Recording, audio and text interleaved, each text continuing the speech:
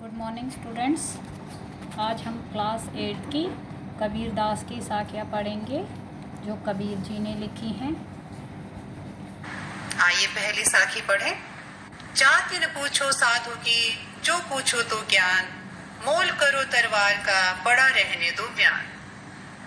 प्रसंग इस तरह से है। प्रस्तुत साखी ज्ञान मार्गी कवि कबीर दास द्वारा रचित है। इस दोहे में कबीर दास द्वारा ज्ञान को महत्व दिए जाने का उल्लेख हुआ है। वे जाति पाति का विरोध भी करते हैं। व्याख्या इस तरह से है। कबीर दास जी कहते हैं कि साधु की सच्ची पहचान करने के लिए उसकी जाति न पूछकर उसका ज्ञान पूछना चाहिए। साधु का ज्ञान ही उसकी असली पहचान है। कबीर दास उदाहरण देकर अपनी बात स्पष्ट करते हैं कि मूल्य तो तलवार का होता है, म्यान का कोई विशेष महत्व नहीं होता। हमें वास्तविक वस्तु की पहचान करनी चाहिए।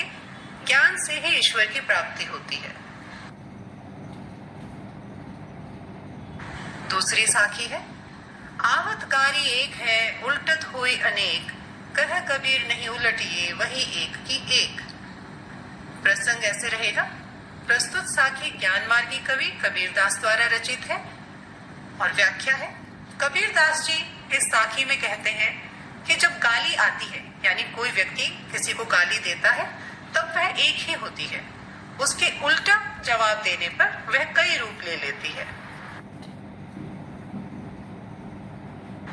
जवाब देने पर गालियों का सिलसिला चल निकलता है। कबीर दास जी का कहना है कि गाली का उलटकर उत्तर नहीं देना चाहिए। ऐसा करने पर वह एक की एक ही रह जाती है। तीसरी साखी पढ़े।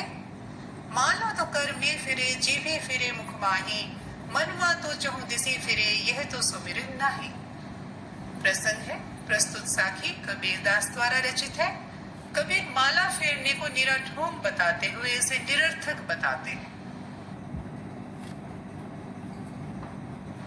इस साखी की व्याख्या है। कबीर दास यथार्थ स्थिति का वर्णन करते हुए कहते हैं कि प्राय यह होता है कि लोगों के हाथ में तो माला घूमती रहती और मुख में जीभ भी घूमती रहती है, अर्थात हाथ से माला फेरते हुए मुंह से राम नाम का मौन उच्चारण करके हम ईश्वर स्मरण का ढोंग करते हैं। इसका कारण यह है कि उस समय भी हमारा मन चारों दिशाओं में घूमता रहता है, अर्थात हम एकाग्रचित नहीं होते। अतः इसे प्रभु स्मरण नहीं कहा जा सकता। चौथी साखी है। कबीर घास न निंदिए, जो पांव तली हुए, उड़ी पड़े जब आंखें में, खरी दुहेली हुए।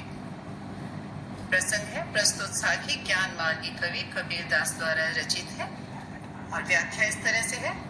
कबीर दास जी किसी भी तुच्छ व्यक्ति या वस्तु की निंदा की मनाही करते हैं। उनका तो यहाँ तक कहना है कि अपने पैरों के नीचे की घास तक की भी निंदा करनी चाहिए।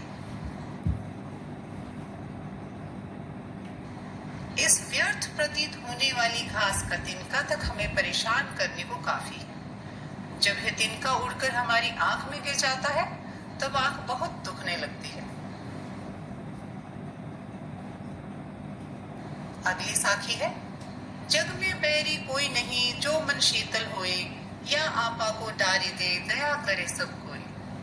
प्रस्तुत साखी निर्गुण धारा के प्रतिनिधि कवि कबीर दास जी द्वारा रचित है और इस भाग की व्याख्या है। कबीर दास जी कहते हैं कि यदि हमारा मन शीतल अर्थात शांत है, तो हमें इस संसार में अपना कोई भी शत्रु प्रतीत नहीं होगा। हमें आवश्यकता इस बात की है कि हम अपने अहंकार को त्याग दें। हमें सभी के प्रति दया की भावना प्रदर्शित करनी चाहिए।